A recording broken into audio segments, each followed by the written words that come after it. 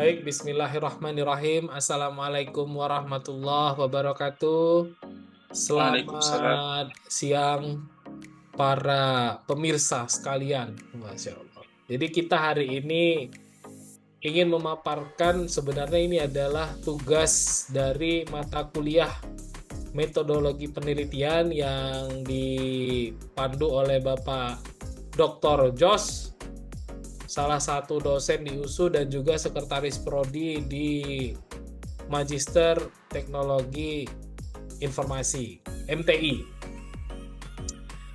Baik teman-teman semua, kami di sini dari kelompok SIA. Ada saya Taufik Ismail Siregar bersama rekan saya Bang Alfred. Alvan Suhendra. Nah, jadi di siang hari yang berbahagia ini, insya Allah kita akan bersama-sama membahas tentang rancangan tesis yang nantinya akan masing-masing dari kami paparkan pada saat penyelesaian perkuliahan magister di Universitas Sumatera Utara. Untuk kembali mengingat apa yang sudah kami paparkan kemarin mengenai bab 1 dan bab 2, hari ini kami secara khusus akan membahas bab 3, tapi akan kembali mengingatkan tentang bab 1 dan bab 2 dengan judul Analisis Daerah Rawan Demam Berdarah Dengue, Metode Fuji Mamdani dan Faji Sugeno.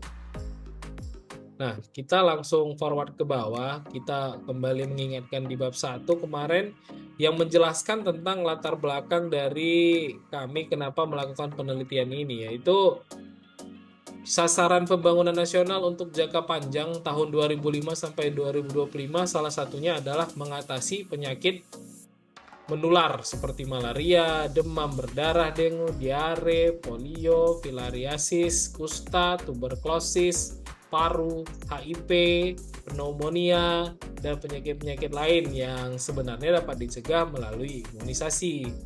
Di Indonesia, kasus malaria menjadi isu utama karena tingkat morbiditas dan mortalitasnya masih tinggi, terutama di daerah luar Jawa dan Bali.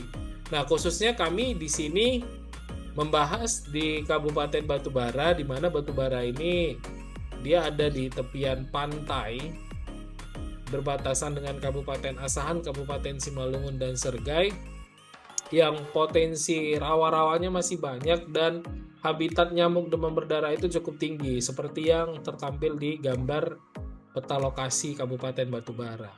Nah, selanjutnya kenapa kami melakukan penelitian ini itu untuk menghasilkan output berupa sistem informasi geografis dan angka rawan kasus penyebaran penyakit demam berdarah dengue dengan kondisi seperti yang rawan, sangat rawan, tidak rawan. Jadi ada pace-pace-nya. Karena tujuan dari penelitian ini adalah untuk mengetahui daerah mana saja yang dikatakan rawan penyebaran penyakit DBD. Maka dengan ini peneliti menggunakan metode Faji Sugeno dan Faji Mamdani. Nah, diharapkan manfaatnya nanti dapat bisa mengurangi penyebaran penyakit demam berdarah DBD di Kabupaten Batubara dan perlu data akurat secara berkala untuk mengendalikan populasi nyamuk dewasa. Nah, ini di sini kami tampilkan rencana pelaksanaan penelitian yang nantinya akan kami laksanakan. Jadi dari ini dalam jangka bulan, di bulan pertama kami melakukan penelitian sistem informasinya. Selanjutnya di bulan kedua, ketiga, dan seterusnya. Nah, landasan teorinya seperti yang dibahas kemarin, ya ini sudah pasti tentang sistem inferensi logika Faji yang merupakan metode untuk mengambil keputusan berdasarkan logika Faji yang dikembangkan oleh Profesor Lofty Azadeh pada tahun 1965. Dan juga metode Mamdani atau Faji Mamdani yang sering juga dikenal dengan nama metode Max-Min. Metode ini diperkenalkan oleh Ibrahim Mamdani pada tahun 1975. Nah, selanjutnya yang ini kan kita sudah bahas kemarin di bab 2 nah ini yang kita ada update hari ini untuk tugas, yaitu di bab 3 mengenai metode penelitian. Yang pertama, identifikasi masalah. Pada penelitian ini terdapat beberapa tahap yang dilakukan, yaitu studi literatur dengan mempelajari referensi-referensi yang terkait dengan penelitian ini, pengumpulan data dari beberapa instansi pemerintahan yang ada di Kabupaten Batubara, analisis sistem berupa analisis masalah, pemecahan, dan kebutuhan. Kemudian langkah selanjutnya adalah perancangan sistem secara keseluruhan, seperti pembuatan peta tematik pada ArcGIS. Setelah itu pengujian sistem apakah berjalan sesuai dengan tujuan penelitian. Apabila sistem menunjukkan hasil yang valid, maka sistem siap untuk diimplementasikan. Selanjutnya tentang arsitektur sistem. Arsitektur sistem ini menggambarkan bagaimana komponen sistem bekerja secara terpadu untuk menghasilkan output berupa pemetaan kerawanan DBD. Pada penelitian ini, arsitektur sistem berperan penting dalam mengintegrasikan proses analitik fuzzy, pengolahan data, dan visualisasi hasil untuk mendukung keputusan yang tepat, yaitu tentang ada deskripsi umum sistemnya, dirancang untuk memproses data cuaca, epidemiologis, geografis, dan digunakan dengan pendekatan dua fuzzy yang tadi, fuzzy Mamdani dan Sugeno, untuk menghasilkan peta kerawanan. Nah, output sederhana dan digunakan untuk skenario linear ini pencegahan berbasis waktu. Proses dalam sistem dia melibatkan pengumpulan dan pengolahan data, pemodelan fuzzy untuk memetakan tingkat kerawanan, selanjutnya memvisualisasi hasil melalui peta dan laporan kerawanan. Sistem ini juga menyediakan dashboard interaktif bagi pengguna sehingga Dinas Kesehatan dapat mengakses secara real time dan melakukan komparasi antar kecamatan atau periode. Selanjutnya, sumber data. Komponen-komponen utama yang terlibat dalam arsitektur sistem adalah salah satunya input yang bersumber dari beberapa instansi pemerintahan, baik itu Dinas Kependudukan dan Pencatatan Sipil. Data yang diperlukan seputar tentang kepadatan penduduk, kemudian BMKG terkait data curah hujan, kemudian luas daerah aliran sungai dan ketinggian wilayah, dan selanjutnya dari Dinas Kesehatan menyediakan data sarana dan prasarana kesehatan di Kabupaten Batubara, dan hasil output dari sistem ini nanti menentukan dan memetakan lokasi geografis. Jadi memang untuk menghasilkan sebuah manfaat ini butuh kolaborasi antara beberapa dinas-dinas terkait. Selanjutnya tentang framework dan tools. Framework dan tools pada penelitian ini adalah Python dalam mengimplementasikan algoritma fuzzy Mamdani dan Sugeno dan menangani proses fusifikasi inferensi dan defusifikasi. Peta tematik pada ArcGIS memvisualisasikan data hasil klasifikasi dalam bentuk tematik untuk membangun dashboard interaktif yang memungkinkan pengguna mengakses dan menganalisis data secara real time menggunakan Dash atau Flash sesuai dengan Python framework. Nah, mungkin selanjutnya di bagian berikutnya akan dijelaskan oleh rekan saya, Bang Alfanso Hendra. Dipersilahkan Bang, waktu dan tempat. Ya, terima kasih kepada Bang Taufik yang telah memberikan kesempatan saya untuk menjelaskan bab 3 pada tugas kali ini. Yaitu yang poin ketiga, pengolahan data, masukan dan keluaran. Yang mana pada masukan dan keluaran ini dilakukan pengelolaan data menggunakan logika fuzzy, model Mamdani dan juga Sugeno. Meliputi pengolahan data ada input dan juga ada output. Yang mana itu inputnya itu ada beberapa parameter yang dimasukkan, seperti itu variabel masukan kepadatan penduduk, variabel masukan luasan daerah, aliran sungainya, dan variabel masukan ketinggian wilayah, dan juga variabel masukan curah hujan, dan juga variabel sarana dan prasarana kesehatan.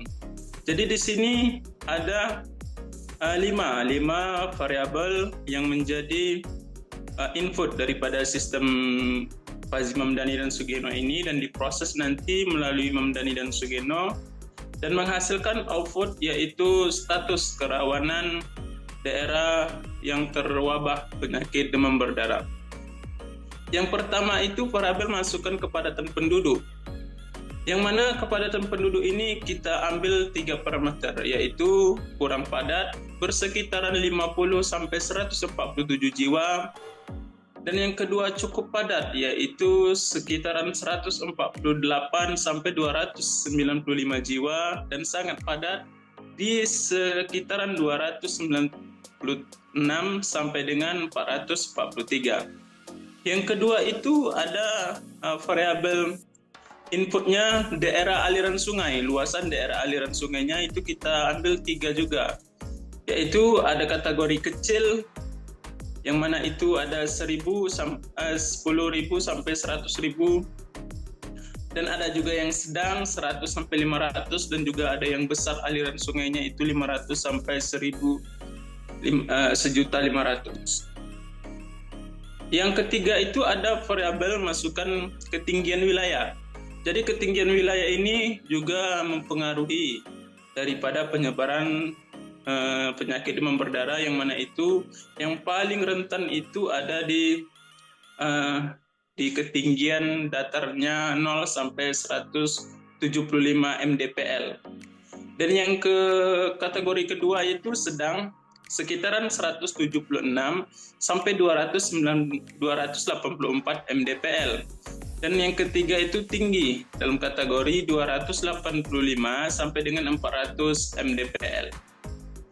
Yang keempat itu ada input curah hujan. Curah hujan ini sangat menentukan, apalagi iklim yang berada di Indonesia itu terdapat ada 2 iklim, penghujan dan kemarau, yang mana curah hujan ini sangat-sangat mempengaruhi daripada penyebaran penyakit demam berdarah. Itu kita ambil juga 3 parameter. Yang pertama itu rendah, ada 8,3 sampai 23,3 mm curah hujannya, dan juga sedang 23,4 sampai dengan 38,4 mm. Yang ketiga tinggi 38,5 sampai 53,5 mm. Yang terakhir yang itu adalah variabel input yang kelima, sarana dan prasarana kesehatan. Yang mana di sini kita juga terdapat di batu bara, terkhususnya ada juga beberapa kendala tentang sarana prasarana kesehatan. Maka kita mengambil 3 parameter juga, yaitu prasarananya sedikit ada 15 sampai 35, ada juga sedang 36 dan 56, ada banyak yaitu 57 dan 77 unit. Yang mana daripada 3 variabel input tadi menghasilkan outputnya, yaitu outputnya memiliki 3 himpunan fazi, yaitu tidak rawan, sangat rawan, dan juga sedang. Yang mana itu sedikit rawan itu keluarnya 0 sampai 0,49, dan sedang itu 0,5 sampai 0,75, dan banyak itu 0,76 sampai dengan 1. Yang mana daripada sistem tersebut ada input dan output. Fungsi implementasi merupakan suatu fungsi berupa aturan yang akan menampilkan kombinasi variabel-variabel masukan seperti suhu, curah hujan, kelembapan udara, yang parameter yang 5 tadi. Dan juga jumlah sarana dan prasarana kesehatan, serta keluaran berupa 1 kerawanan dengan menggunakan pernyataan if then. Jika aturan menggunakan operator N, maka operator min yang digunakan. Namun jika aturan operator OR, maka yang dihasilkan itu adalah max yang digunakan. Pada perhitungan ini menggunakan aturan operator N, maka persamaan penerapan aturan fazi pada penelitian ini dapat kita lihat secara sama-sama sebagai berikut, yang mana A predikat sama dengan sigma V dikali X, yang dimana itu yang bisa kita lihat pada rumus kali ini, yang mana itu menghasilkan rules. Ada beberapa rules, seperti rule 1, if suhu is rendah, maka curah hujan itu rendah, dan kelembapan udara itu sedang. Ada beberapa rules yang dapat kita lihat pada uh, pada situasi yang kita hadapi di lapangan.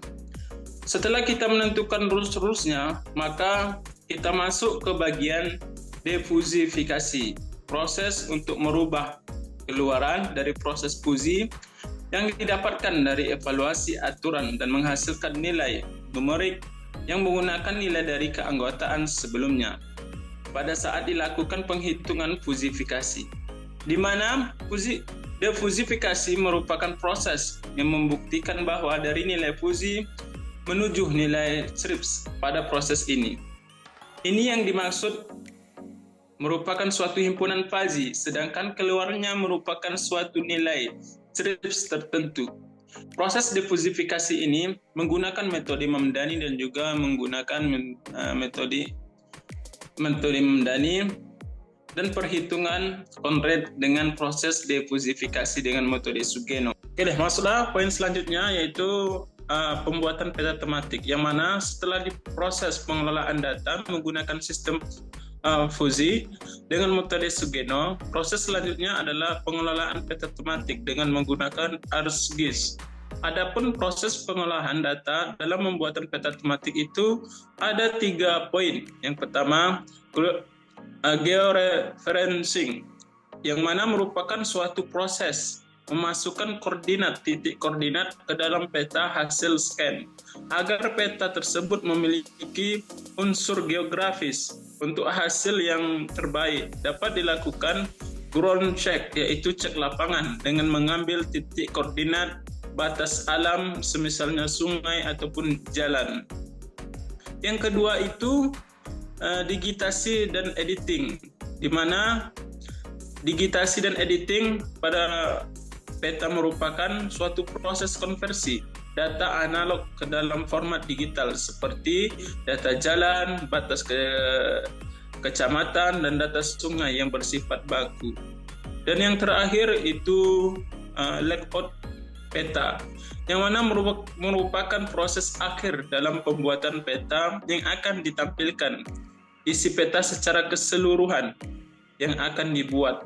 Layout peta dibuat secara melakukan proses geografis, digitasi dan editing peta sehingga akan dihasilkan tampilan peta sesuai diinginkan sehingga bermanfaat bagi masyarakat, dinas kesehatan ataupun instansi-instansi pemerintahan yang lainnya.